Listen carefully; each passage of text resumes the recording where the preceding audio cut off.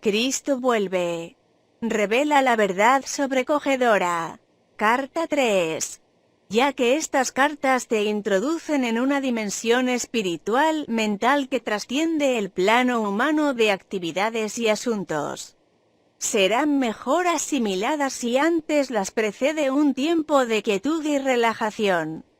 Aquieta la mente, si es posible, entrando en un estado de silencio interior de pensamiento. Es tan solo así, estando en este estado, completamente receptivo, que estas cartas penetrarán en tu pensamiento humano con su realidad. Mi amor celestial ilimitado me impulsa a volver una y otra vez para escribir a la humanidad, con la intención de que finalmente, cuando, como muchos, estés preparado para recibirlo, poseas el conocimiento que te permitirá trascender tu humanidad y fundirte con la consciencia Padre, la verdadera consciencia amorosa, en la cual se realizan todas las cosas generosas y preciosas. Como he dicho antes y quiero reiterar, mi misión entera en la tierra fue impulsada por el amor y fue dirigida solamente a la enseñanza de la verdad de la existencia. Puesto que sin este conocimiento no hay esperanza de redención del duro trabajo que la humanidad ha de soportar. Sé que esta afirmación traerá mucho pesar a los seguidores sinceros y dedicados de la religión cristiana y a aquellos que han centrado su fe por entero en la persona de Jesús, pero te digo la verdad. Para tener éxito en deshacerte de la humanidad que te retiene de la plena comprensión de la verdad universal y la comprensión de la verdadera naturaleza de la condición espiritual humana que llamé el reino de Dios, debes apartarte de los viejos dogmas de salvación por la sangre del Cordero, la Trinidad y otras creencias y venir con la mente perfectamente abierta y receptiva a la verdad de la existencia. Ninguna otra salvación es posible. Dios no te puede salvar, puesto que, estando ignorante de los hechos de la existencia, el hombre continuará cometiendo los mismos errores terrenales hasta el final de los tiempos, y así creando su propia enfermedad y miseria. Lo que es más, sea cual sea la creencia del hombre referente a la salvación de los pecados, esta es una falacia humana, puesto que la ley de causa y efecto es imponderable y es una característica natural, inherente e intrínseca de la existencia. No se pueden divorciar los efectos de la causa y tampoco se puede borrar la causa y seguir teniendo los efectos. A cada nivel del ser, esta es la verdad.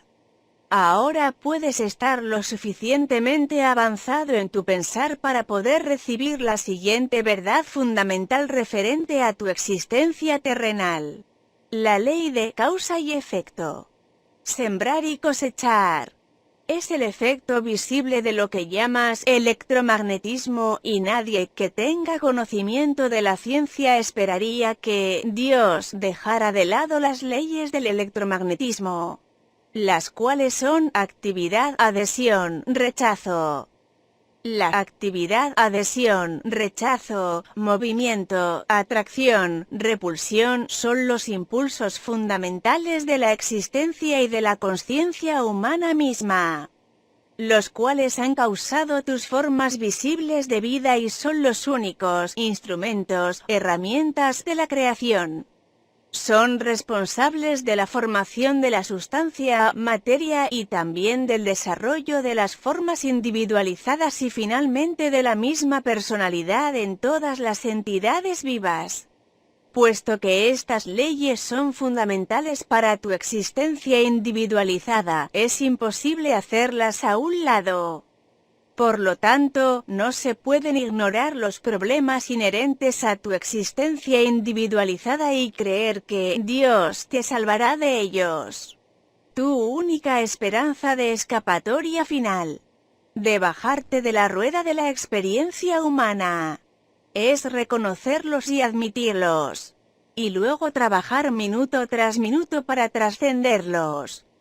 y al final fundirte y hacerte uno, en pureza de mente, corazón y acción, con la consciencia del amor universal, el Padre, que hace el trabajo amoroso. Al mismo tiempo, al crecer en el conocimiento de la verdadera naturaleza del Padre en tu interior y trascendiéndote y en todo tu alrededor, llegarás a tener una fe constante a la cual podrás recurrir en todas las circunstancias para sacar la inspiración, el poder y la elevación directamente del Padre que está en tu interior y alrededor de ti. Llegarás a saber que realmente es el Padre quien te apoya y te guía hacia el reino de la consciencia del Padre Amor. Verás claro, de una manera abundante, que mientras el Padre es universal, es también individual para ti. Te conoce, es consciente de tu pensar y de tus problemas. Dentro de la consciencia del Padre Amor te están aguardando las soluciones perfectas para ser reconocidas por ti. Cuando las reconozcas, estarás liberado del dolor cuando seas dócil y estés dispuesto a escuchar. Mientras no estés dispuesto a escuchar, nunca recibirás en plenitud la consciencia del Padre Amor. Te contaré una parábola. Imagínate a un niño que está gritando y dando patadas porque quiere helado. Todo el tiempo mientras hace este ruido, su padre está esperando pacientemente en la puerta de su habitación para demostrarle que le ha traído helado y fruta. Quizás piensas que esta parábola es improbable, sin embargo es verdad.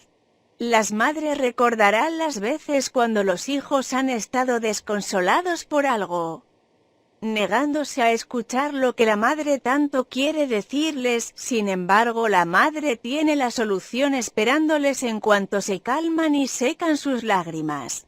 Veo el duro trabajo de la gente y su llanto y lágrimas, y mi compasión es sin límites. Estás siendo escuchado, pero dentro del contexto de tu consciencia actual hay poco que yo pueda hacer.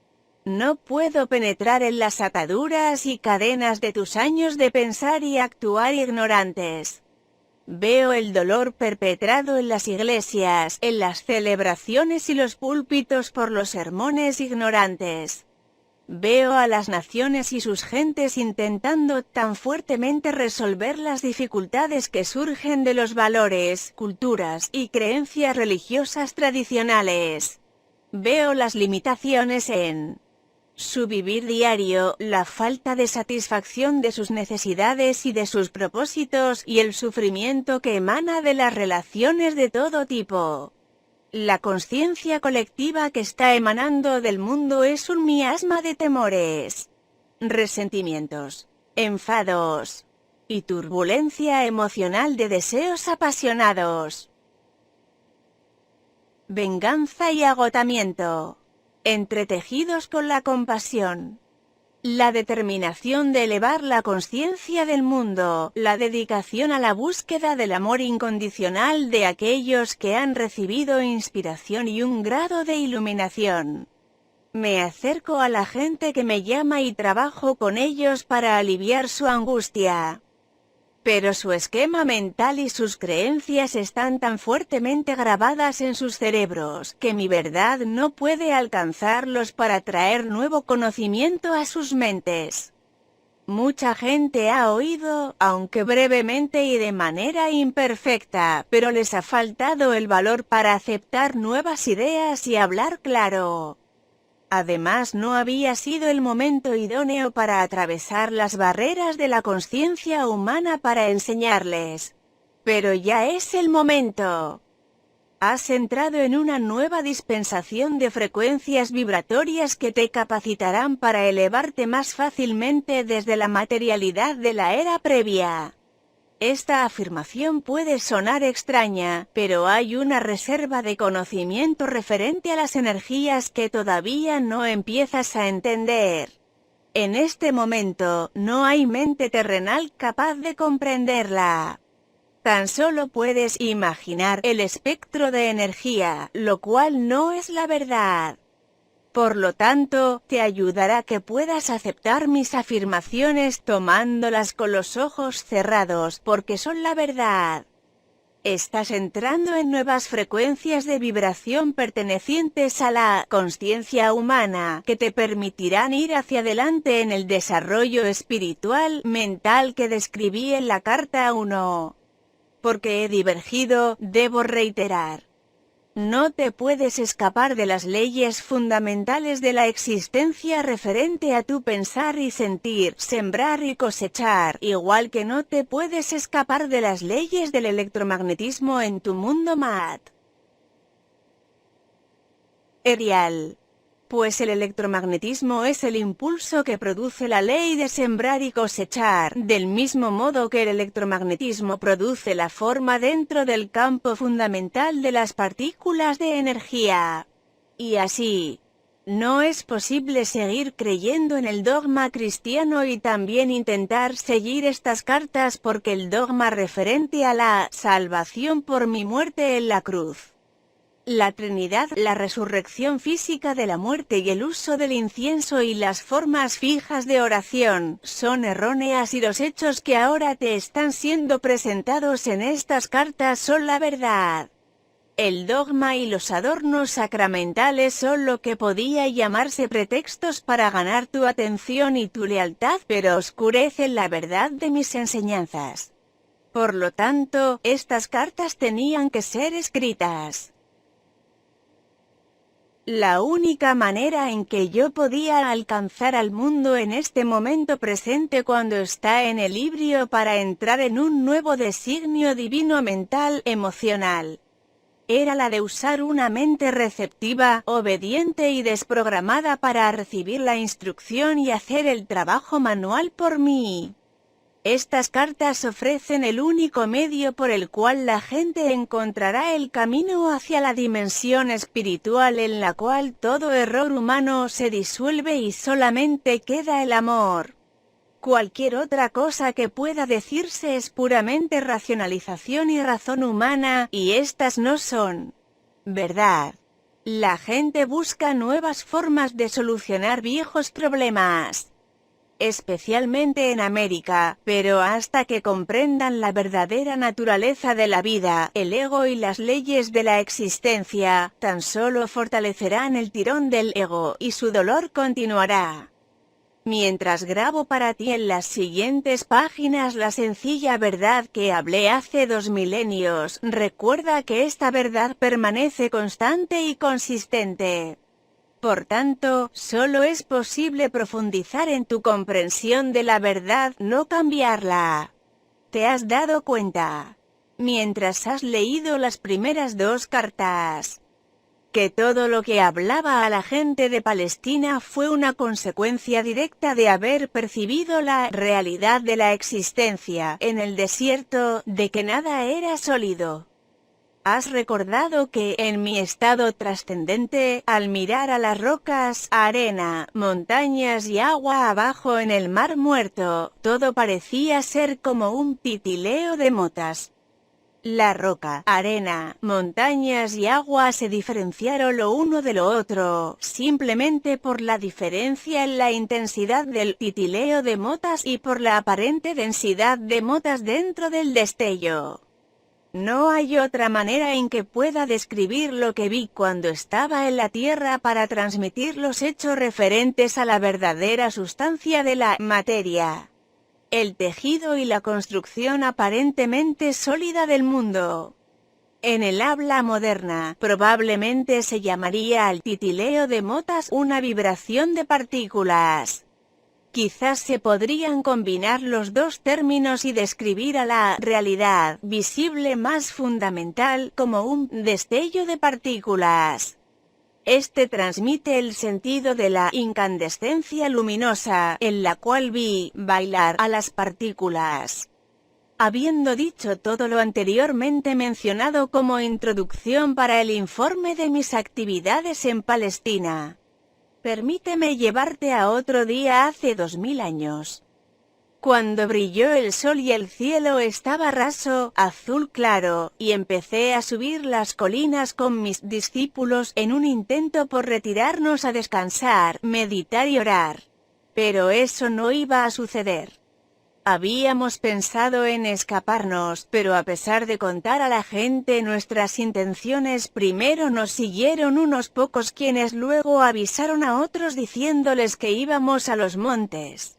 Aunque les rogamos que volvieran a sus hogares, los pocos luego aumentaron en una gran concurrencia de gente siguiéndonos a cierta distancia. Insistían en que hablara con ellos. Quizás te preguntes por qué estaban tan deseosos de escucharme. Por intuición, sabían que les hablaba palabras de vida. Siempre les mostré la actividad del Padre a su alrededor y esto les dio esperanza y les ayudó a ver el mundo con una nueva visión. Les hablé del amor y se sintieron reconfortados. Fue por esto que pude decirles, sabiendo que me entenderían y que estarían de acuerdo conmigo. Ven a mí tú que estás cansado y agobiado y te daré descanso. Mi yugo es llevadero y mi carga ligera. Sabían que cuando pronunciaba estas palabras, como lo hacía con frecuencia, estaba comparando las reglas y leyes de los líderes judíos con la verdad que presentaba al pueblo. Así fue que, cuando fui implorado por la gente para que les enseñara qué podría hacer sino sentarme sobre una roca más arriba de ellos y a enseñar, estaba decidido que, si habían venido tan lejos para oírme, escucharían algo que recordarían y posiblemente hablarían de ello toda la vida. Sabía que a pesar de todo lo que les había dicho acerca del Padre y el amor del Padre, todavía seguían temerosos de que Dios los rechazara. Aunque había intentado ayudarles a comprender que el Padre de quien hablaba no era el Dios personalizado al cual rendían culto. Sabía muy bien que estaban confundidos. Aunque les había dicho una y otra vez que el Padre estaba en su interior, seguían preocupados de que podrían incurrir en castigo desde lo alto por creer en mis palabras. ¿Qué debería enseñarles aquel día? Pregunté al Padre, luego me fijé en las cabras y ovejas que estaban pastando en la colina bajo el cuidado vigilante de su pastor, y entró en mi mente el mensaje para ese día. Me puse de pie y grité para que se oyera mi voz hasta atrás en la multitud. Ve estas ovejas y cabras pastando en las colinas. Las ovejas están en un sitio y las cabras en otro. Considera las ovejas. Son pacientes y pacíficas entre sí, incluso cuando están apretadas en un rincón del redil. Pastan tranquilamente, nunca reclaman el terreno que no es suyo, dejan el pasto corto pero no dañado, dejan que la hierba se recobre después de pasar por encima de ella. Lo que es más importante, escuchan la voz del pastor. Por consiguiente las cuida. Las guía hacia los mejores pastos y duerme con ellas de noche para que no estén amenazadas o atacadas por los perros o los ladrones. Mira las cabras cómo pelean y saltan sobre las rocas y se meten en lugares difíciles o peligrosos. Jala las zarzas y el follaje de los árboles. Si no fuese por su utilidad para el hombre, no habría lugar para ellas que no fuera estar atadas todo el día o ser desterradas al desierto. Os miro ahí abajo, y sé que entre vosotros hay muchas ovejas, y que también entre vosotros hay muchas cabras. Había unos murmullos de enfado, pero, en general, la gente se dio empujones y tomaron del cabello los unos a los otros amablemente, señalando a las cabras, riéndose y asintiendo con la cabeza. Era bueno verle reír y así continué. Se conoce a las ovejas por sus hogares, la forma en que se tratan con los vecinos y cómo son vistos por toda la comunidad. Así también se conoce a las cabras. ¿Es posible que tengan muchos amigos? Hubo un fuerte clamor de la multitud. No, oh. Seguido por mucha risa. El pastor sigue a las cabras para cuidarlas, o deben cuidarse y llegar a casa solas de noche para que las ordeñen. De nuevo la multitud reía y respondía de maneras distintas, algunas muy graciosas e ingeniosas. Y así es con aquellos que son ovejas y aquellos que son cabras, reciben la protección del Padre, los que son ovejas y los que son cabras no. Porque ellos van obstinadamente siguiendo sus propios deseos todos los días y posiblemente dejando un rastro de destrucción detrás. Dime, ¿el Padre puede proteger a aquel que es cabra? La multitud estaba en silencio, pero escuchando atentamente. Dirás, entonces, que el Padre está enfadado con las cabras y no quiere protegerlas. O dirás más bien que así como el pastor cuida a sus ovejas y cuidaría a las cabras si se lo permitieran. El Padre ama a las ovejas y a las cabras por igual, pero no puede protegerlas por igual a causa del comportamiento natural de las cabras. También considera los hábitos de alimentación de las ovejas y las cabras. Las ovejas se contentan con comer solamente la hierba para la cual están perfectamente diseñados sus estómagos. Pero las cabras comen cualquier cosa que encuentran sin respetar de ninguna manera su constitución. Así es con la gente que no respeta el alimento de sus mentes, puesto que no tiene ninguna meta fija o propósito claro. Como las cabras no reconocen cuando el alimento mental es dañino o que les está llevando donde no deben ir en sus vidas diarias o si les dirige hacia un mito dañino o una falacia peligrosa. Van, sin rumbo, recogiendo el equivalente mental de zarzas, zapatos viejos, trozos de tela, hojas, cardos o malas hierbas, porque les falta sentido común. Un hombre me gritó: Maestro, ¿y si una persona es una oveja, comete un error y se ve un embrollo, el Padre le abandonará? Le respondí con una pregunta. ¿Qué hace el pastor si una de sus ovejas cae en un hoyo, o por un acantilado, o si se ve atrapada en unas zarzas? Te lo diré. El pastor deja el rebaño y rápidamente va en búsqueda de la oveja perdida y no la dejará hasta traerle de vuelta sana y salva. Así es con el Padre, ni siquiera una oveja puede evitar equivocarse de alguna manera u otra, pero ten la seguridad de que el Padre enseguida responderá a su balar y le rescatará. Y si una cabra empezará a comportarse como una oveja y atiende la voz del pastor, entonces ella también estará bajo la protección del pastor y será cuidada igual que las ovejas. Así es contigo y el reino del cielo, el reino de Dios. Se oyeron varias voces pidiéndome que les contara el significado del reino de Dios. Lo que te estoy diciendo no es como lo que has oído de cualquier profeta en cualquier tiempo. No intentes entender lo que te digo pensando en lo que te han dicho tus maestros. Solamente pueden repetir lo de las Escrituras y no tienen ningún conocimiento personal del reino de Dios o del cielo. Dios no está contenido en ningún lugar sino que está en todas partes como lo están los cielos y el aire que está encima de ti. La Santa Palabra habló la verdad cuando dijo: en Dios vives. Te mueves y tienes tu ser, puesto que el reino de Dios está por encima, alrededor y también dentro de ti, y puedes entrar en el reino de Dios. La gente clamaba con impaciencia. Pero, ¿qué es eso? Es un estado de mente y de corazón, el cual está plenamente poseído por Dios tu Padre. Cuando estás en ese estado, el Padre es la cabeza de tu cuerpo y dirige todo lo que haces y toda tu vida. Unas personas decían refunfuñando: ¿cómo puede ser eso?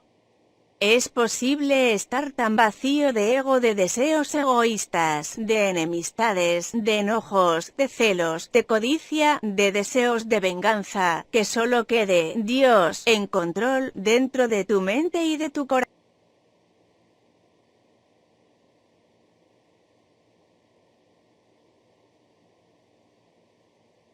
¿Y luego qué ocurre?, preguntó una mujer.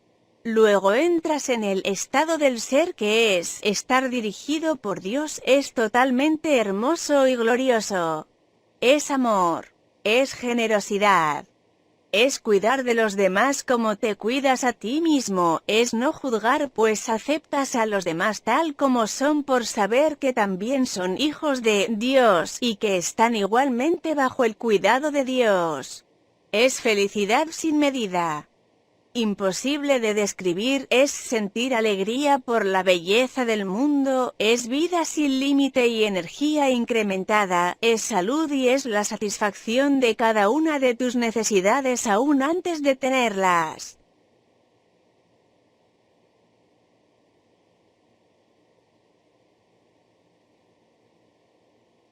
Porque los rabinos no nos cuentan estas cosas, decían varias personas quejándose.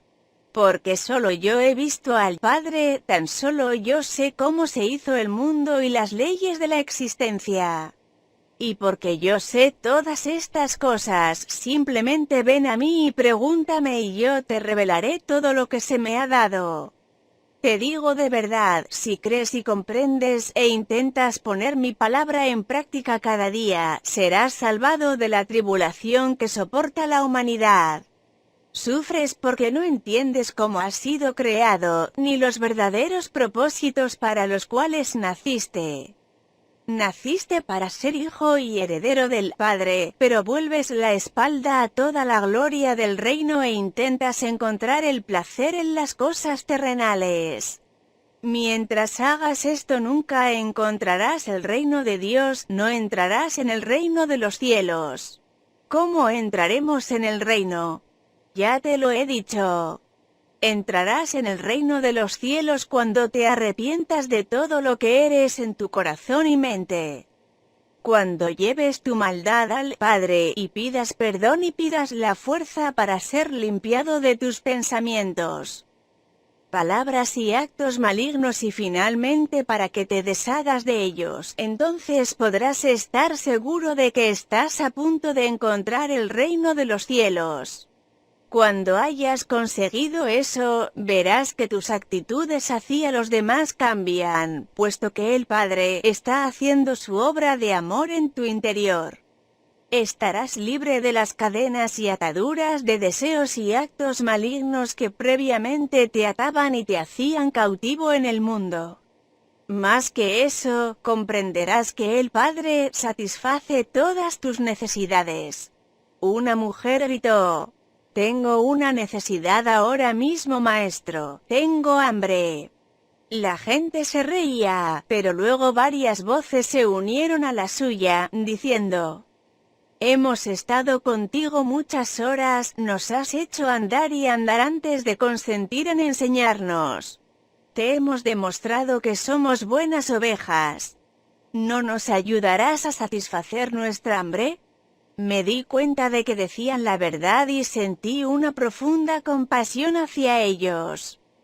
Me habían seguido no solo para la sanación, sino porque anhelaban saber la verdad como me había sido dada por el Padre. Les había dicho que el Padre satisfacía todas sus necesidades.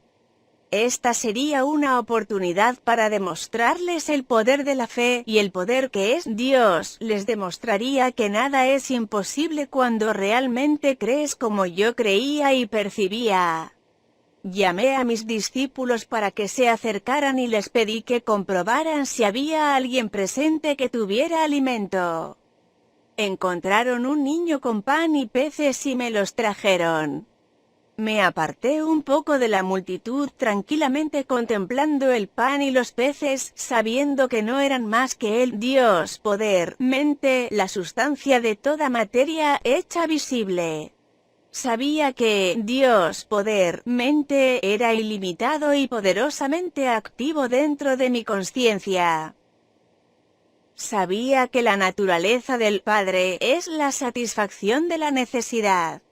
Mientras bendecía el alimento, sentía el poder fluir íntegramente a través de mi mente, cuerpo y manos y sabía que el hambre de la gente sería saciada.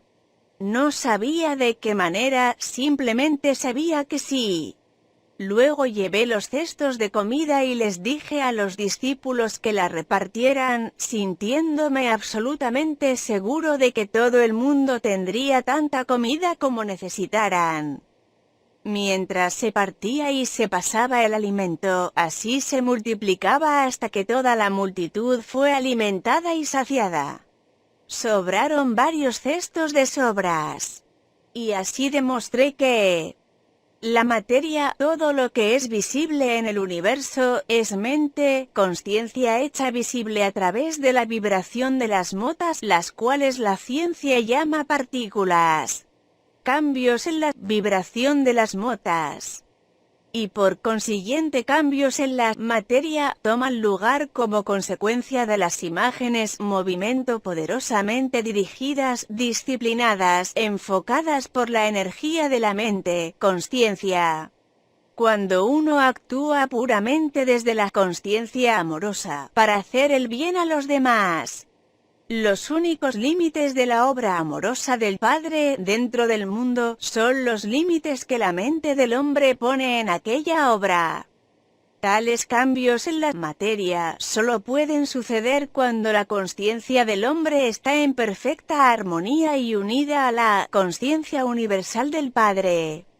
Aunque hubiera asombro entre la gente y mis discípulos cuando la gente recibió alimento de esta manera, ninguno de ellos comprendió cómo se llevó a cabo tal cosa. Tan solo pudieron concluir que esto era el milagro más grande que habían visto. También les confirmó su creencia de que yo era el Hijo de Dios. En otra ocasión yo estaba sentado debajo de un árbol en las afueras de Bethesda, rodeado por la gente que había traído a sus enfermos para que fueran curados. Como siempre, se maravillaron al ver el regreso de la vida y la salud a estas personas y se preguntaron cómo podían hacerse tales milagros. De nuevo, intenté hacerles comprender el poder de la fe.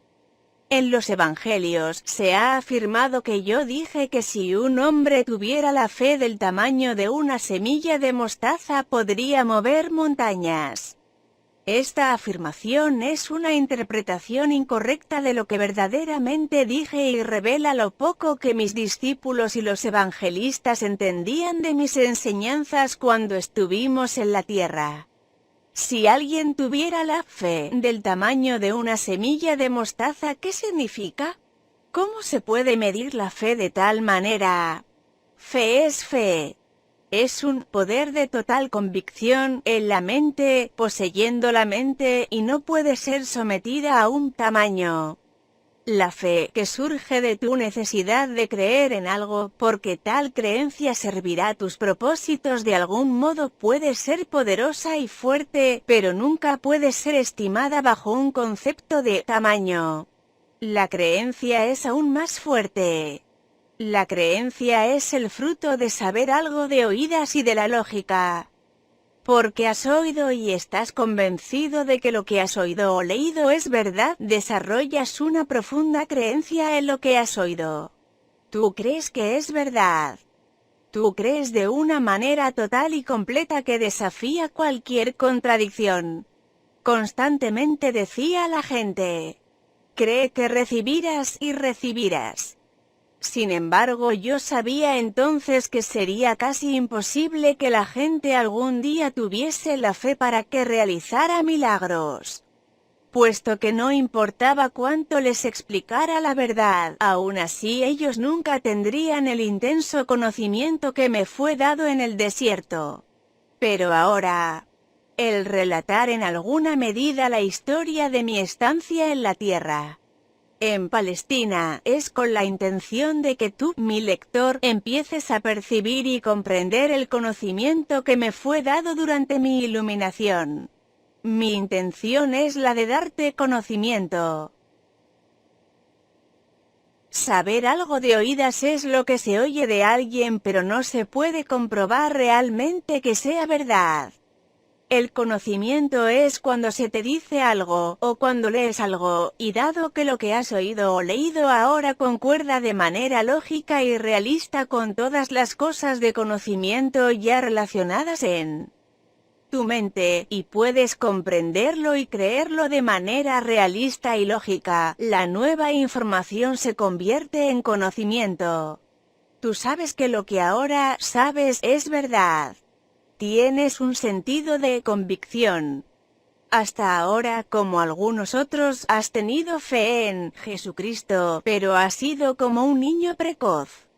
Tu fe ha sido en parte ciega y aceptante, sin embargo entretejida con mucha duda.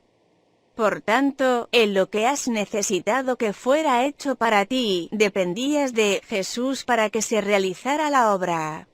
Pero en realidad, mucho de lo que crees que has recibido de Jesús ha sido tu propia fe en Jesús lo que se ha hecho visible bajo la forma de las cosas pedidas.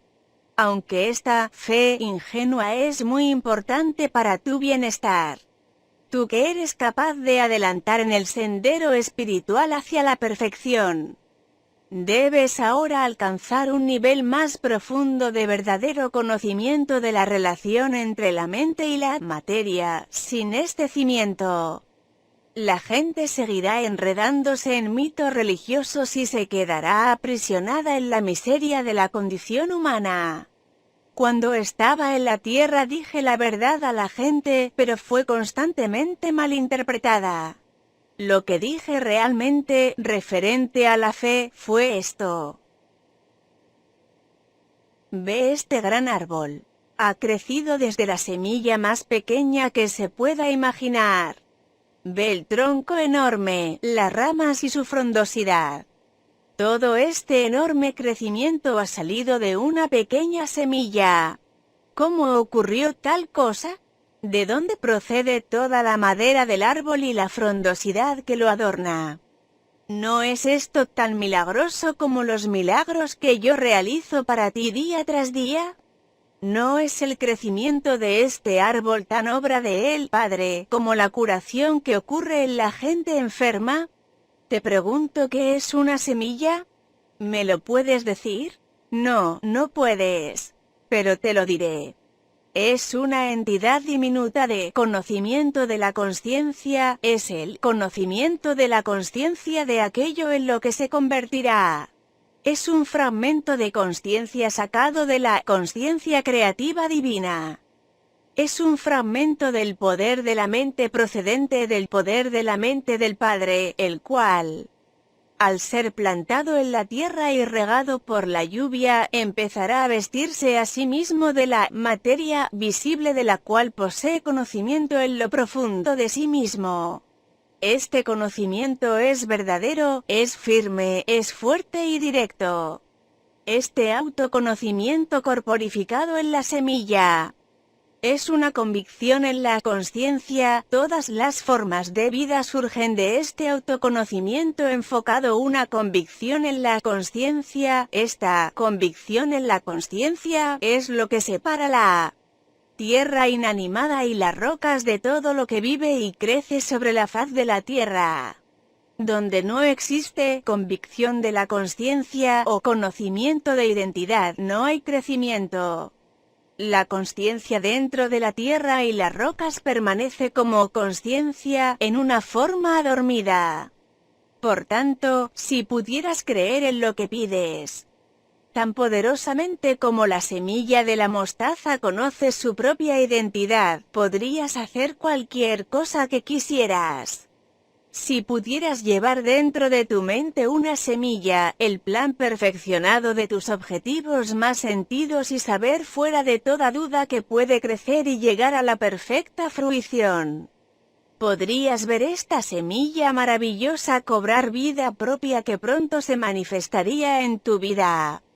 Y podrías, con toda seguridad, mover las montañas de tu vida, esas montañas que atraviesan tu camino y te impiden alcanzar todo lo que deseas. Montañas que en momentos de imprudencia y mal pensar te has creado tú mismo. Si tan solo comprendieras la creación y la existencia, podrías vivir una vida de total libertad, hazañas sin límites y alegría trascendente. Busca la comprensión y verás que, poco a poco, la comprensión vendrá a ti. Llama a la puerta del universo que da acceso a Dios, la consciencia Padre Universal, y finalmente encontrarás que la puerta se abre y que tienes entrada a los secretos del mundo. Tan solo cree y recibirás. También les recordaba esto en todo momento. Solo los de mente y corazón puro realizarán estas cosas poderosas. Los malvados pueden prosperar durante un tiempo, como lo han hecho los reyes y los ejércitos saqueadores y otros amontonando la iniquidad en sus mentes, se les ha permitido hacer su trabajo durante un tiempo. Pues surge de la maldad cierto bien, pero al final fracasarán y el resto del mundo proferirá injurias contra sus nombres. Por consiguiente, si quieres tener éxito, examina tus motivaciones. Los deseos que surgen simplemente del anhelo egoísta de riquezas o confort, al final acaban en desengaño, enfermedad y muerte. Y yo te digo a ti que lees estas palabras, no te atrevas a negar la verdad que digo hasta que hayas andado el camino de autorrenunciación que anduve yo en la tierra. Y que hayas alcanzado la misma unión con el Padre, y las alturas del conocimiento y la comprensión indiscutible que yo poseo. Cuando hayas alcanzado todo esto, ya no tendrás ningún deseo de negar la verdad que te digo, sino que no podrás contenerte en unirte a mí, para enseñar al prójimo. Hasta ese momento, mantente en paz, y no dejes que ningún hombre conozca tu ignorancia. ¿Con qué frecuencia? A través del mundo, la gente abraza mis enseñanzas con mucho gusto, por su altísima moralidad y por ser los principios del buen comportamiento del vivir diario más perfectamente formulados. Sin embargo, añaden rápidamente que se deben descontar las historias de los milagros puesto que tales aberraciones de las leyes naturales no son posibles. Esta clase de pensamiento levanta barreras frente al progreso futuro del desarrollo científico espiritual del cual la mente humana es capaz.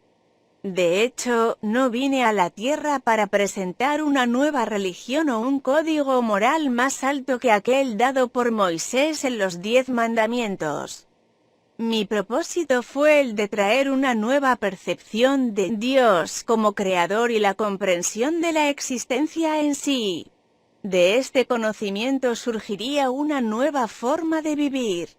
La actitud correcta hacia mi misión en la Tierra en este tercer milenio es la de reconocer que los milagros que yo realicé están más allá de la capacidad del ser humano medio en este momento.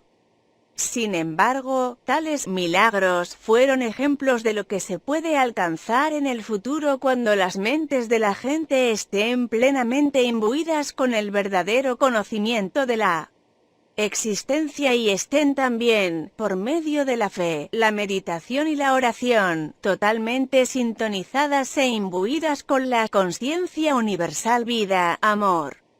Fue realmente cierto que anduve sobre el agua cuando mis discípulos se embarcaron para cruzar el lago.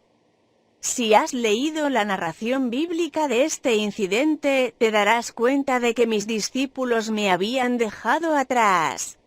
Anhelé la oportunidad de apartarme de todo contacto humano, retirarme a las colinas para una vez más entrar en profunda meditación permitiendo a mi consciencia fundirse en la dimensión universal de la consciencia de Dios. Mientras estuve en este estado espiritual que trasciende la consciencia humana, Todo conocimiento físico desapareció y fui elevado en éxtasis dentro de la corriente universal de la vida y supe que la vida universal lo es todo. Que la vida era la realidad de mi ser y que todo lo demás eran apariencias cambiables transitorias de la vida universal hechas visibles. Sentí que yo era la vida misma. Y que al introducirme en la consciencia de la vida más allá de la consciencia terrenal, las leyes que gobernaban mi ser físico eran trascendidas y ya no se aplicaban a la carne y sangre de mi cuerpo humano. Anhelaba moverme en este nuevo estado trascendente y me vi salir de la cueva flotando. Vi a mis discípulos en el lago y supe que estaban en peligro. Sin esfuerzo, bajé la colina hacia la orilla flotando y al empezar a contactar de nuevo con mis asuntos humanos normales, en este caso, mis discípulos, me encontré pisando sobre las aguas. Sin embargo, todavía estaba en esa condición en la que me di cuenta plenamente que yo mismo era la vida individualizada. Y por tanto, que mi cuerpo estaba bañado por el poder vital que seguía aligerando y transformando la estructura atómica de mi estado físico. Debes entender que oír y pensar en el estado de consciencia humana y la ascensión en la manifestación trascendente de la vida universal. Cuando la consciencia personal está ya apartada de la condición corporal y plenamente fundida en la consciencia universal del Padre, pertenecen a dos dimensiones totalmente diferentes del ser. La consciencia humana puede recibir inspiración de la consciencia universal del Padre, pero la inspiración que se recibe se entremezcla con la condición humana y frecuentemente se interpreta mal. Según el almacén de conocimiento que ya controla al cerebro y por tanto los procesos mentales en sí. Desgraciadamente, la inspiración que recibes es contaminada y distorsionada por tus actuales creencias fuertemente arraigadas. Dado que el estado perceptual trascendente y de cobrar conciencia emerge de la condición física, el cerebro ya no está al control. Ya no tiene influencia sobre el estado de percepción trascendente que es la verdad en sí. Ya no está controlado o afectado por la creencia humana. Está en un estado de lo que realmente es lo que está detrás de la manifestación y la existencia visible es, en lugar de estar en la dimensión humana de lo que se cree que es la existencia. Es en el estado de consciencia trascendente en el que los milagros no son más que la obra normal de la ley universal. Antes de continuar con esta narración de mi vida sobre la Tierra, quiero hacer hincapié de nuevo en que todo lo que hay en el universo es un estado de consciencia particular e individualizada hecha visible. He tenido que descender desde mi estado de consciencia del amor universal actual, con el fin de experimentar de nuevo mi vida en la tierra que sigue impresa.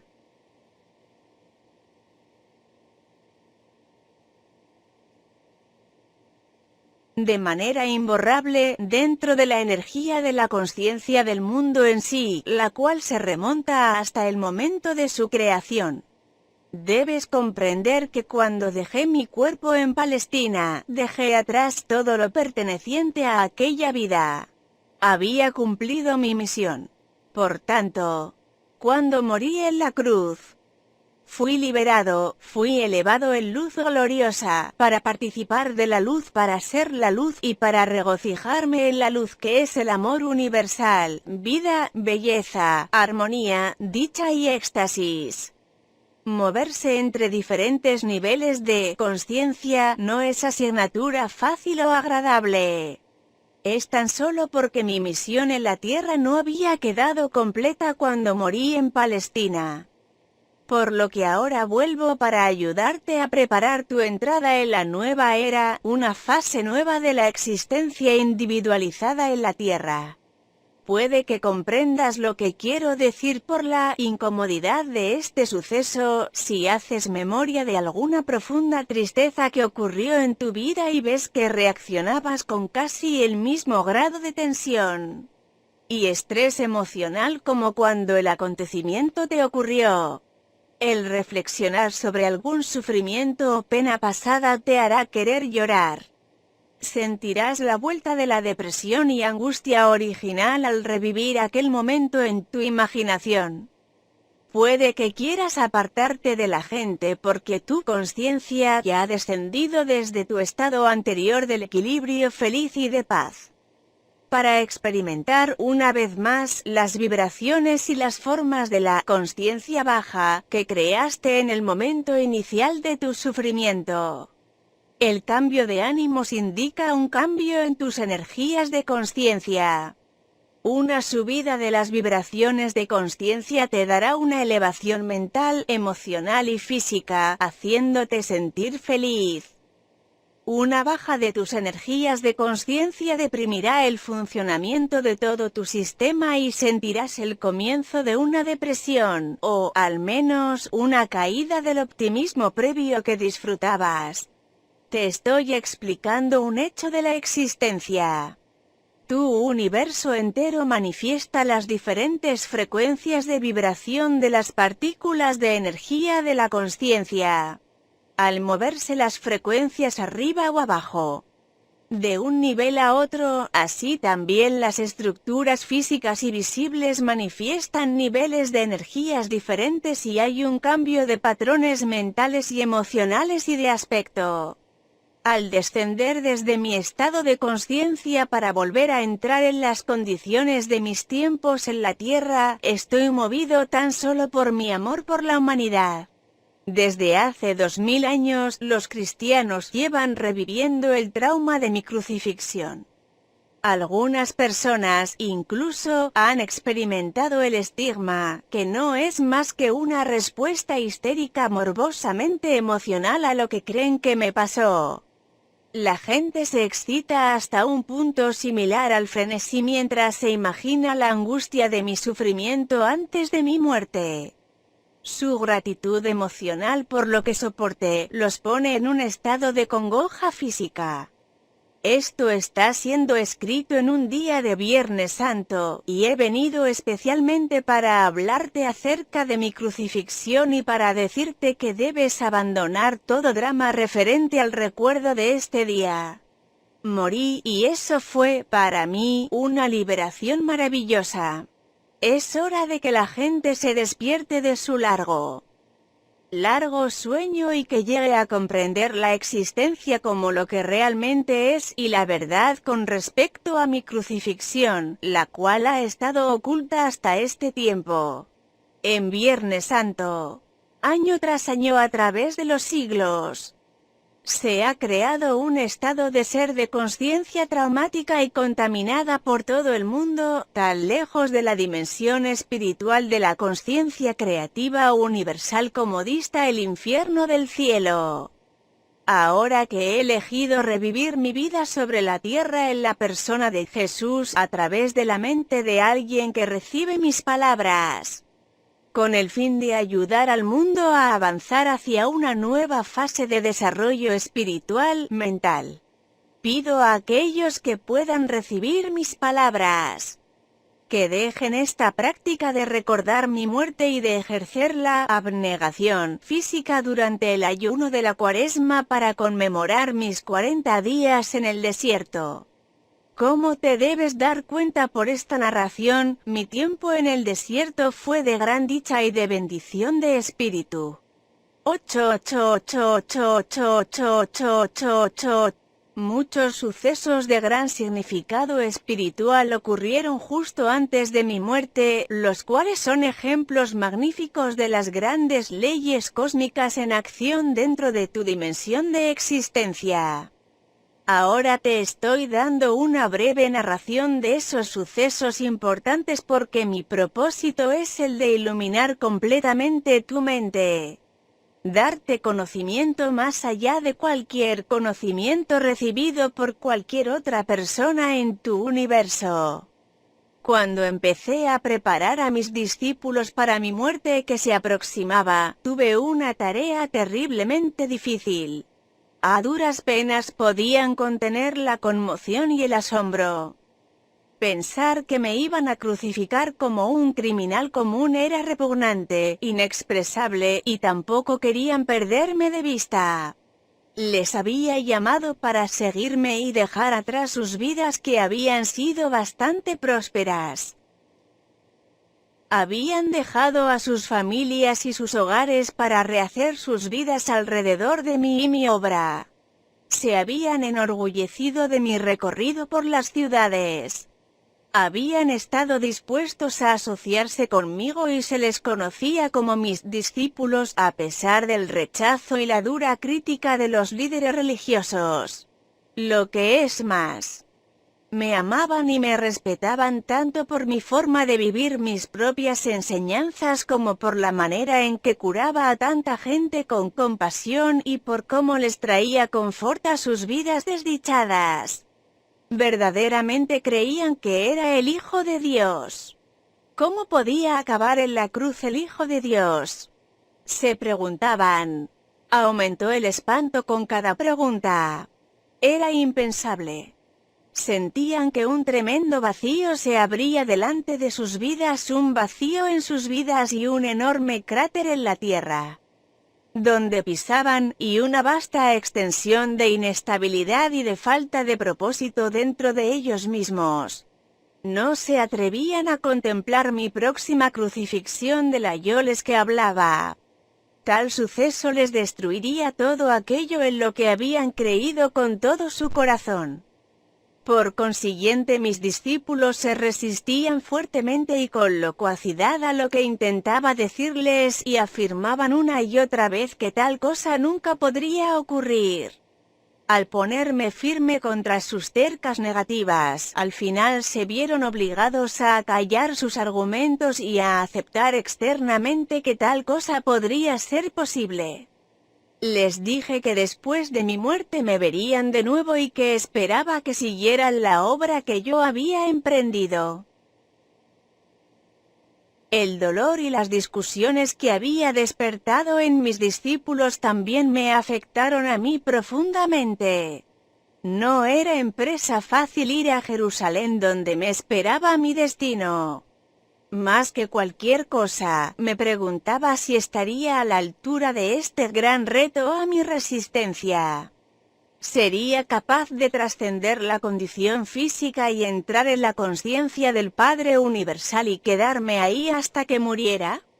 Había veces que estaba profundamente asustado ante la prueba, pero no me atrevía a revelar mi temor a mis discípulos. Por tanto, empecé mi último viaje hacia Jerusalén con sentimientos poderosamente mezclados. Por una parte, estaba cansado de curar y hablar y enseñar a la gente que escuchaba boquiabierta sin tener ninguna comprensión de nada de lo que intentaba contarles. Había pensado que mi conocimiento haría capaz a la gente de salir de su miseria y, al menos, hacer contacto con el Padre y obtener una vislumbre del reino de los cielos. No había ninguna evidencia de tal despertar espiritual ni siquiera entre mis discípulos. Mi decepción y sentido de fracaso me hizo estar contento de irme de la vida terrenal hacia la gloriosa existencia que sabía que me esperaba después de mi muerte. Al mismo tiempo, me preguntaba cómo iba a resistir el dolor de la crucifixión. A través de mi misión, había vivido en un estado mental más o menos consistentemente pacífico, frecuentemente exultado, con los pensamientos fijos en la consciencia amorosa del Padre, autor de todo ser, sabiendo que solo tenía que pedir y lo que pidiera rápidamente sería manifestado. Podría mantener mi ecuanimidad cuando me trajesen ante el consejo, al llevarme a mi crucifixión, cuando me clavaran en la cruz con mi peso colgando de mis manos, porque estaba dando lugar a dudas y temores, se me bajaba el nivel normal de mis frecuencias de conciencia. Me estaban bajando hasta las frecuencias de la consciencia del plano terrenal. Volví a ser víctima de mi vieja agresión que me incitaba hacia actos irrazonables, lo cual nunca hubiera contemplado antes cuando estaba en mi estado anterior de total armonía con la consciencia del amor Padre. Mis dudas y conflictos se externalizaron en mi vida como emociones e impulsos humanos que contravenían la ley cósmica del amor. Primero ocurrió el episodio de la higuera. Tenía hambre y fui al árbol realmente sin esperar encontrar fruta porque no era la estación de los higos. Al ver que la búsqueda era infructuosa, maldije la higuera. 24 horas más tarde, se había marchitado hasta las raíces. Fue una experiencia terrible. Era la primera vez que mis palabras habían causado daño a algo. Sin embargo, demostró claramente a mis discípulos el poder del pensamiento para bien o para mal. Les demostró que cuanto más espiritualmente evolucionada es una persona, mayor es el impacto de sus palabras en el medio ambiente. Aproveché la oportunidad para señalar a mis discípulos que me había comportado sin pensar como lo hace el hombre o mujer promedio que, teniendo grandes esperanzas, no consiguen lo que quieren. Suelen reaccionar con enojo, lágrimas e incluso palabras agudas que pueden o no ser una especie de desear mal o de maldecir a la persona que les haya negado el deseo anhelado en su corazón. Ya habían visto ellos mismos lo que mi maldición había hecho a la higuera. Ahora deberían comprender que mientras que una fuerte convicción les podría conceder cualquier cosa que pudiesen desear o imaginar, también deberían estar constantemente conscientes de su propia condición mental, emocional. No deben guardar rencor contra los demás, sino que deben perdonar rápidamente, de lo contrario podrían hacer mucho daño a aquellos contra quienes sienten resentimiento, lo cual se les devolvería, en el debido tiempo, como la cosecha de su siembra. Lo que es más, según se siembra se cosecha. Sabía que lo que había hecho a la higuera inevitablemente regresaría a mí de alguna manera u otra. Llevé a mis discípulos al templo.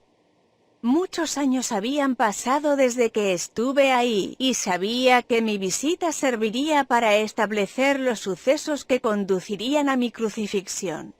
Algunas personas me reconocieron y como respuesta a sus peticiones me puse a enseñarles.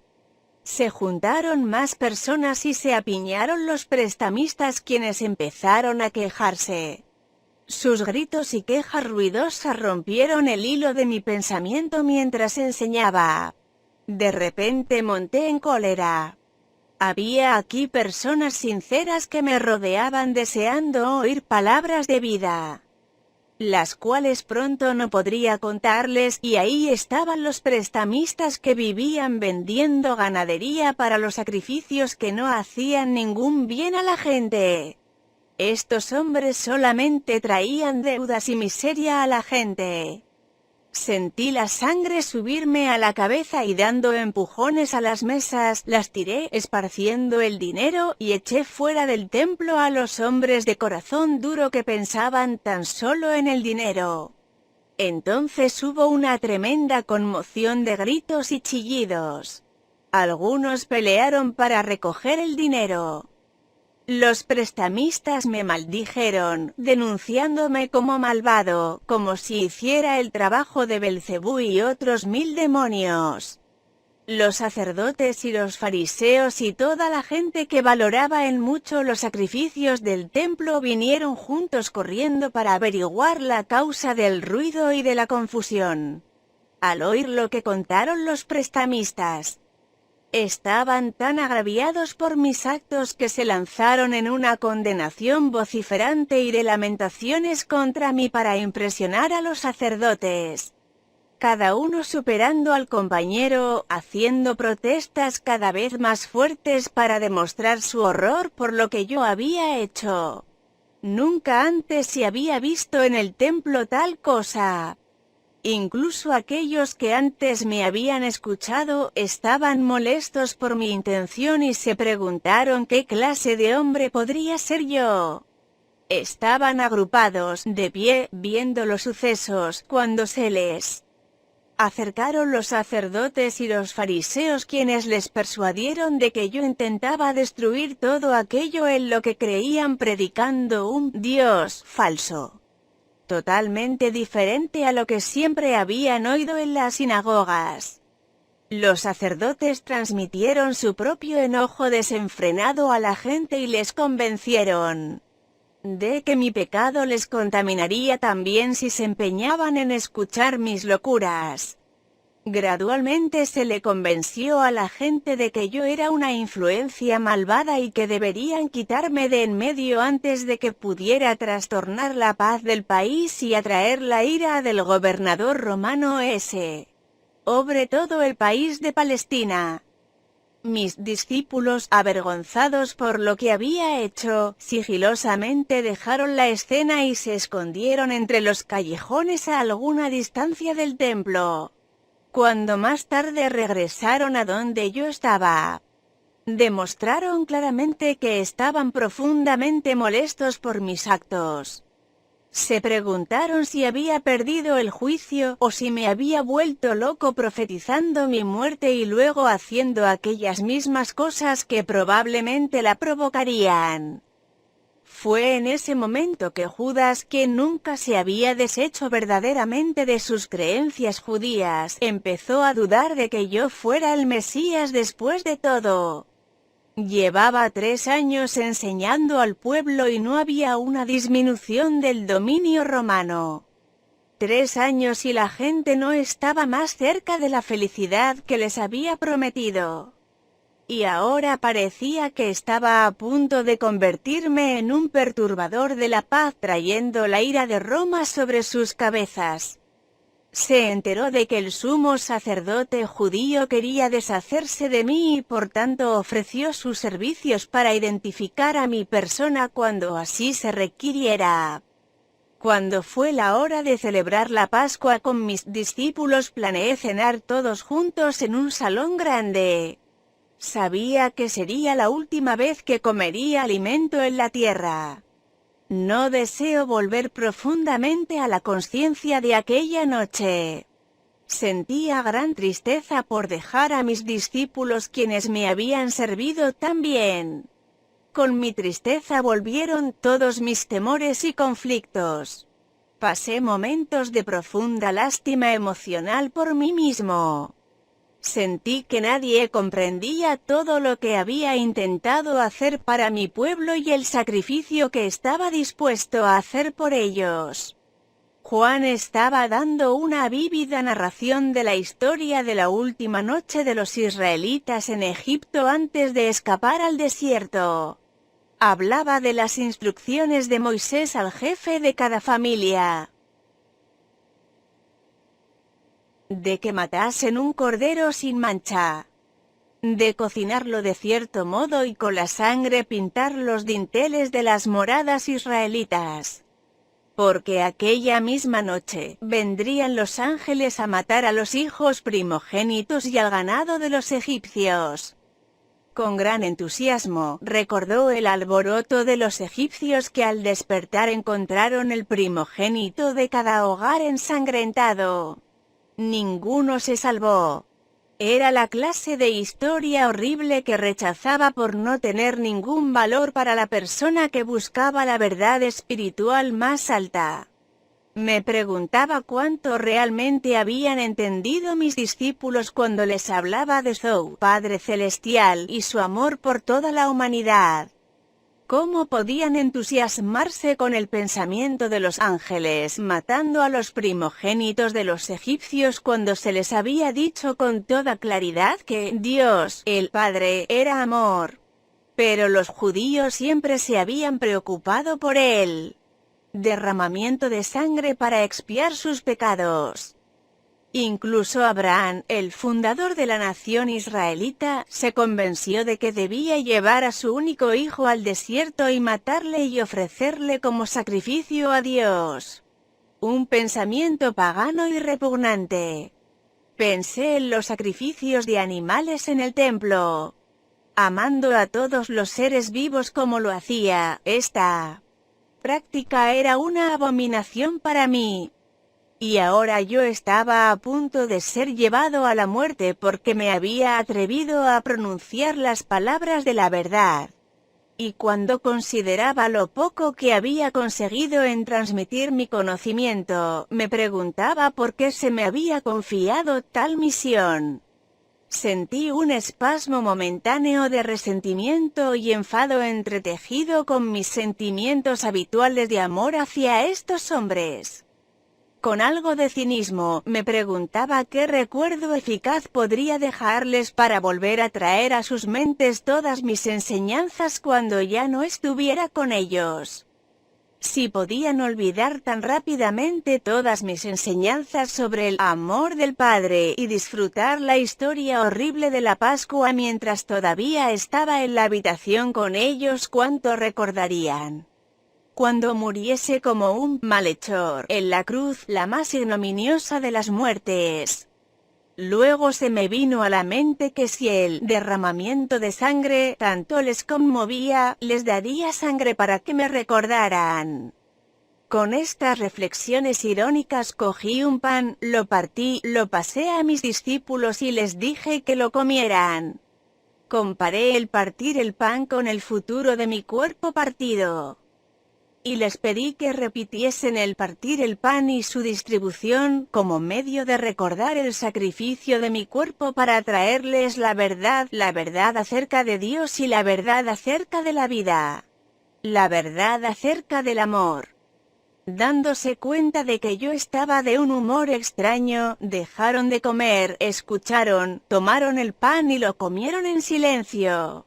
Luego tomé mi copa de vino y se la pasé, diciendo que cada uno debía beber de ella puesto que era símbolo de mi sangre que en poco sería derramada porque me había atrevido a traerles la verdad de la existencia.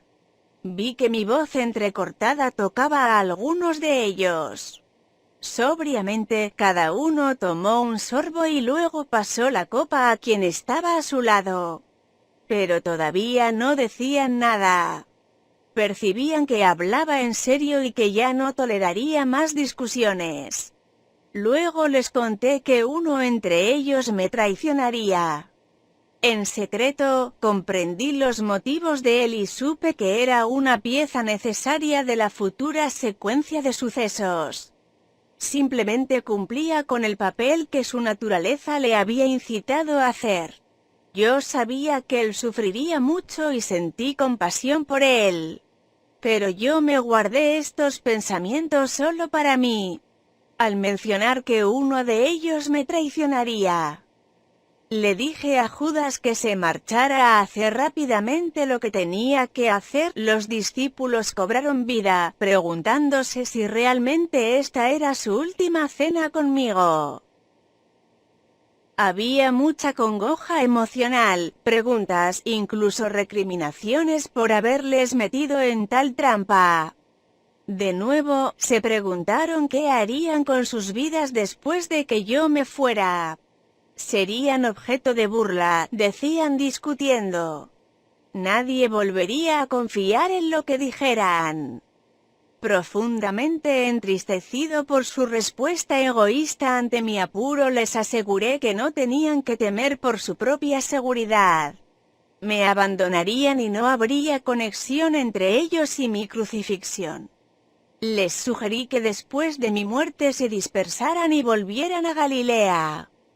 Pedro se conmovió profundamente y reaccionó con vehemencia negando que algún día me abandonaría, pero por supuesto lo hizo. En este momento de mi propia necesidad. Todavía me encontraba con una total falta de comprensión, incluso resistencia, aún después de todo el amor que había sentido hacia los hombres y de todo lo que anhelaba lograr por ellos. Su única preocupación era la de qué les ocurriría a ellos. No hubo ninguna palabra amable, ofrecimiento de ayuda, angustia por mi dura prueba. Qué duro era el corazón humano, pensaba. ¿Cuántos siglos penosos tendrían que pasar antes de que la humanidad pudiera ir más allá de su propio dolor y sufrimiento para sentir acaso un destello de amor y compasión hacia otros desafortunados que se hallasen en una situación peor que la de ellos? Y así, aunque profundamente decepcionado, incluso dolido, por sus reacciones egoístas, también les comprendí e intenté dar a mis discípulos valor para enfrentarse con el futuro y les aseguré que siempre estaría con ellos incluso cuando estuviera oculto a su vista. La obra que había emprendido sería promovida desde la vida que hay en el más allá. No les dejaría solos. Conocerían y sentirían mi presencia y esto les reconfortaría. Les dije que se aferraran a sus recuerdos del tiempo que había estado con ellos. Les avisé que habría muchos que seguirían con el conocimiento que se les había dado, pero que habría personas que buscarían añadir la voz de la tradición y la razón a mis enseñanzas. Mis palabras serían tan distorsionadas que, al final, ya no revelarían la verdad original que había traído al mundo. Cuando les dije que esto sucedería se disgustaron, incluso se volvieron presa del pánico. Me alivió ver que mis enseñanzas no habían sido en balde después de todo, que no habían entrado en oídos totalmente sordos. Me pidieron que les contara más, pero levanté las manos y dije que eso era todo lo que podía decir. En este punto, sentí que había dicho todo lo que siempre quise decir mientras estaba en la tierra, que mi discurso con los hombres había sido cumplido. Todo lo que profundamente anhelaba era retirarme al silencio y encontrar paz y alivio en mi contacto con el Padre. Dejamos el salón de la cena y fuimos andando al Monte de los Olivos, pero el humor de mis discípulos era de conflicto interior, temor y duda. La mayoría de ellos se marcharon para unirse con sus familias y amigos que estarían celebrando su propia Pascua. En el jardín había una peña especial con la forma de una pequeña cueva. Me gustaba refugiarme del viento dentro de ella. De modo que me senté y oré, buscando un camino hacia dentro de la armonía exaltada que había disfrutado anteriormente. Sabía que cuando me moviera para sintonizarme con el amor del Padre, se disolverían mis temores y estaría en un estado de total y absoluta confianza lleno de paz nuevamente. A medida que sentí el poder del amor entrar en mí y tomar posesión de mi conciencia humana, así también la fuerza para soportar lo que se me venía encima poseyó mi corazón. Sería capaz de permanecer dentro del amor y dar amor a otros hasta el final. Y así fue. Ni siquiera intentaré reentrar en el estado del juicio y de la crucifixión. No tiene importancia. Cuando finalmente me morí en la cruz y mi espíritu se retiró de mi cuerpo torturado, fui elevado dentro de una luz radiante e inefable. Fui envuelto en el calor y el consuelo del amor, tal como nunca antes había experimentado. Tenía una sensación de envolvente alabanza. Una poderosa certeza de haber hecho un buen trabajo. De éxtasis en la fuerza universal para continuar la obra, y de una alegría y embeleso que está muy por encima de cualquier cosa que la condición terrenal jamás pueda conocer. Entré en una nueva y maravillosamente hermosa forma de vivir, pero todavía descendía en conciencia para mantenerme en contacto con la gente que había dejado atrás. Podía mostrarme a aquellos que eran suficientemente sensibles para poder verme. Sin embargo, la historia de Tomás de que supuestamente metió los dedos en mi heridas es un disparate. mis discípulos no sabían que había concertado en secreto con José de Arimatea que después de mi muerte llevase mi cuerpo a su propia tumba sin usar, donde lo ungiría según la costumbre antes de la puesta del sol. Luego, cuando cayera la noche y todos en Jerusalén estuvieran cumpliendo el sábado, ayudado por 2 sirvientes de confianza, a caballo, llevaría mi cuerpo a escondidas durante la noche, y por caminos ocultos de día a una ladera en las fueras de Nazaret, en Galilea. Ahí, ayudado por mi familia, si seguía mis instrucciones, encontraría una pequeña cueva oculta que me había dado refugio de las tormentas y de la gente cuando era un joven infeliz y rebelde, y estaba contrariado con el mundo. José me prometió que encontraría la cueva siguiendo un mapa que le había dado y que me dejaría ahí después de otro embalsamamiento. Luego reconstruiría la pequeña entrada para librarla totalmente de posibles intrusos. Allí mi cuerpo ha descansado, libre de molestias. Se ha dicho que mi cuerpo resucitó de los muertos. Qué absurda cosa inventada por mentes terrenales de quienes no sabían cómo explicar satisfactoriamente mi muerte en la cruz como un malhechor. ¿Qué necesidad tendría yo de un cuerpo terrenal para continuar la existencia en la siguiente dimensión? ¿Cómo puede persistir tal mito ridículo incluso en el siglo XXI? Es toda la medida de la falta de comprensión de los cristianos el que hayan aceptado ciegamente tal dogma hasta hoy día. Piensa en esto con cuidado. Habiendo sido librado de un cuerpo terrenal y después de mi experiencia de éxtasis y de glorioso arrobamiento de pasar a una dimensión sublime de la consciencia universal, ¿por qué querría yo volver a la dimensión terrenal para entrar en mi cuerpo otra vez? ¿De qué utilidad sería para tu mundo o para el mío? Mientras la sustancia física de mi cuerpo podría ser espiritualizada cuando estuviese perfectamente armonizado a la consciencia amorosa del Padre cuando todavía vivía en la tierra, no sería un estorbo y un obstáculo para mis viajes posteriores dentro de los reinos espirituales más altos. Las cosas visibles no son más que una manifestación de las frecuencias vibratorias específicas en la consciencia que producen un tileo de motas o partículas dando un aspecto de materia sólida.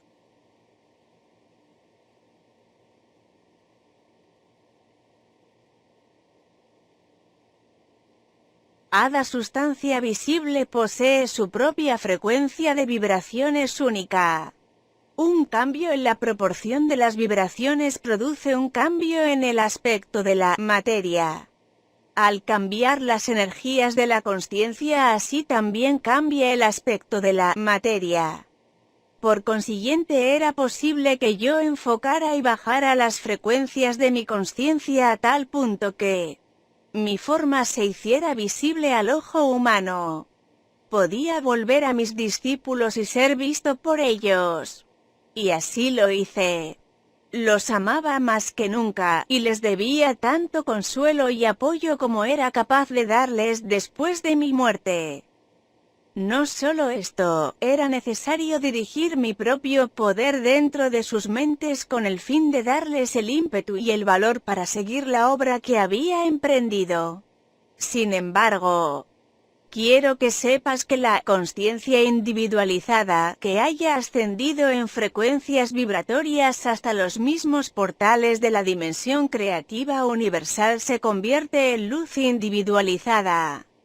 Una consciencia individualizada que no necesita ningún cuerpo para expresar y disfrutar de todo lo que la consciencia gloriosa pueda idear en los reinos espirituales más altos. Es un estado supremo y extasiado de ser sin tener ninguna de las necesidades, deseos o impulsos experimentados por aquellos que no hayan subido plenamente más allá y por encima del ego. mientras vives en la Tierra tu mente permanece anclada dentro de ciertos parámetros de frecuencias vibratorias, encerrada en un cuerpo que tiene sus propias necesidades. Si tu conciencia verdaderamente se elevara más allá de estos parámetros, tu ser terrenal desaparecería. Cuando yo estuve atrapado en un cuerpo, yo también estaba, en gran medida, confinado a estos parámetros de frecuencias vibratorias y de la conciencia. Lo que es más, la imaginación sola no puede elevarse más allá de tus experiencias previas y por lo tanto estás confinado a tu pasado, lo cual proyectas hacia tu futuro. Sin embargo, poco a poco,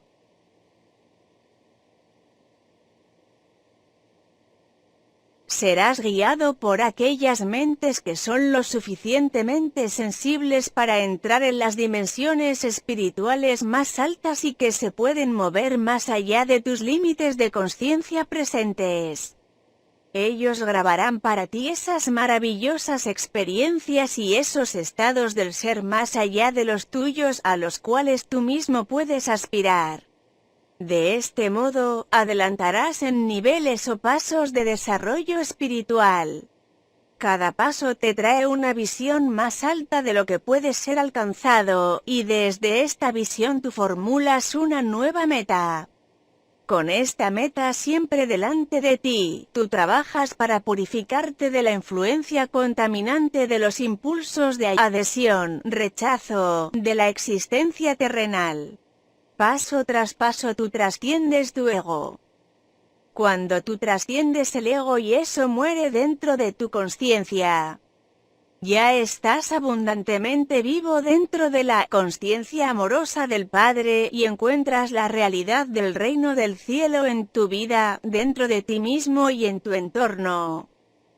Para permitirte a ti alcanzar estas cimas de amor, alegría, armonía y éxtasis, yo viví, trabajé y morí en Palestina y he venido ahora a ti en estas cartas. No dejes que mi trabajo sea en vano esta segunda vez. Conforme leas estas páginas, busca, medita y ora para conseguir inspiración. Llegarás a sentir la respuesta del Padre, y si escuchas cada día con atención, oirás la voz del Padre. Esta voz está siempre contigo, quita las barreras creadas por tu propia voluntad. Ábrete para recibir la fuerza, el poder, la inspiración y el amor directamente de la conciencia amorosa del Padre. Lee y relee estas cartas para que puedan ser, finalmente, absorbidas en tu conciencia. Mientras lo haces, estarás viajando hacia la luz e irradiarás luz hacia los demás. Tal luz no es luz como la de la electricidad, sino que es de la misma naturaleza que la conciencia universal que te describí en mi carta 1. Por tanto, mientras irradies la luz, irradiarás el amor incondicional. Tú promoverás el crecimiento y el desarrollo espiritual de toda otra entidad viviente. Anhelarás alimentar y nutrir, trabajarás para promover protección, sanación y educación. Tú desearás ayudar en el establecimiento de la ley amorosa y el orden en el cual todos podrán vivir en armonía, con éxito y con prosperidad. Estarás en el reino de los cielos. Al mismo tiempo, no te hagas ilusiones. Mientras se dan pasos para presentar estas cartas al mundo exterior, habrá exactamente las mismas recriminaciones, la misma condenación, las mismas habladas de Satanás, del diablo, como las hubo cuando enseñé al principio en Palestina. Ánimo, reza para ser valiente. Aquellos que aguanten hasta el final se elevarán por encima de la confusión y la violencia y descansarán en la paz y la alegría del reino.